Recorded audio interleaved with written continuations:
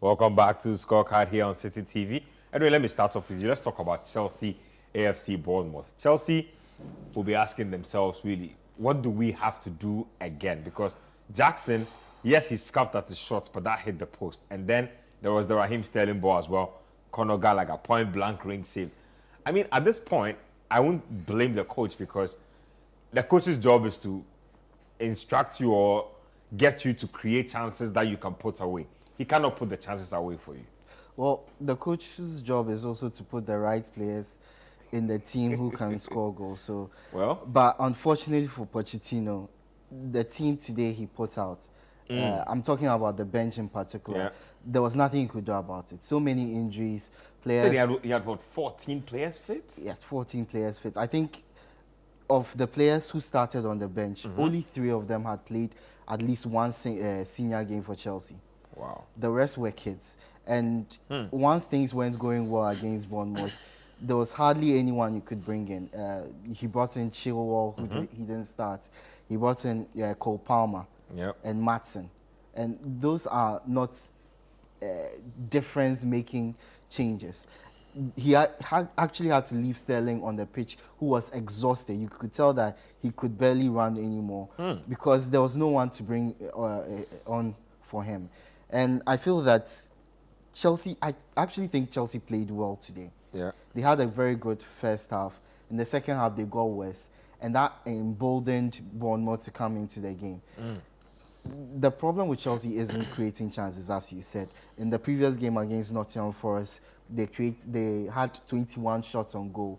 Just 2 were on target. In this game, the shooting was definitely better. They had 14 shots on goal, but 6 were on target, which means they were actually hitting the target, but somehow couldn't find the back of the net. And you can blame the coach all you want or the players for not taking the chances, but you have to credit Bournemouth as well. They came into this game with a very good strategy. Defend deep, allow Chelsea possession, and attack on the counter. Unlike other teams like Everton, who just sat deep and then hoped Arsenal would gift them a chance. They actually had a plan for countering, for transitions, for going at Chelsea. And there were moments where they almost got goals, but for the ingenuity of some of the Chelsea defenders and Sanchez in goal. There are worrying signs for Chelsea that they can't seem to find the net. This is 2 games in a row in the Premier League against Nottingham Forest and against Bournemouth. And these are teams that you are expected. I'm sure Pochettino had banked his 6 points in the bank. 2 years ago, this Chelsea team would be winning 6-0 against Bournemouth and Nottingham Forest. And in these games, they can barely get a goal. They can't actually get a goal. So definitely worrying signs. You can talk about the injuries.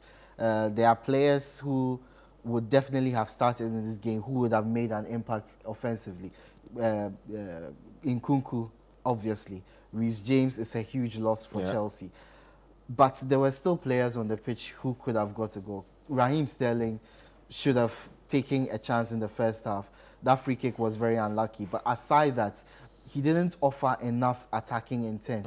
He didn't offer enough support for Nicholas Jackson. And again, Jackson was left isolated. In the first half, there was a partnership brewing with Mykhailo Mudryk, but then that fizzled out because the Bournemouth players figured it out. They figured it out very quickly and were able to stifle that out. After that, there was hardly anyone who caused problems. Gallagher had a couple of chances. People might say that he should have taken them, but they were very difficult chances to take. One just hit him without any chance of him making good contact on it. The second one, I think he actually got in a good position to score. A fantastic save from Neto. You can't account for that. If the goalkeeper of the opposing side is good, he is good.